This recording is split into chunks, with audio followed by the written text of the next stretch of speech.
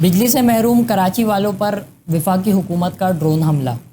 चंद रोज़ में हुकूमत ने दूसरी बार फ़ी यूनिट की कीमत में इजाफ़ा कर दिया। हुकूमत ने ₹1.09 से ₹2.79 तक फ़ी यूनिट महंगा करने का नोटिफिकेशन आज जारी किया, जिसका इतलाक़ 1 सितंबर से होगा। याद रहे कि 8 अक्टूबर को हुकूमत ने फ्यूल एडजस्टमेंट की मद में 83 पैसे बढ़ाने की मंजूरी दी थी, यानी 1 से 100 तक फ़ी यूनिट की कीमत अब आवाम को ₹8 अदा करनी होगी, जबकि फ्यूल एडजस्टमेंट की मद में अलहदा रकम वसूल की जाएगी। वाज़ेह रहे कि जिस नोटिफिकेशन का इजरा आज किया गया उसका इतलाक़ 1 सितंबर से होगा, यानी माह अक्टूबर के आने वाले बिलों में सितंबर के बकाया जात अदा करने होंगे।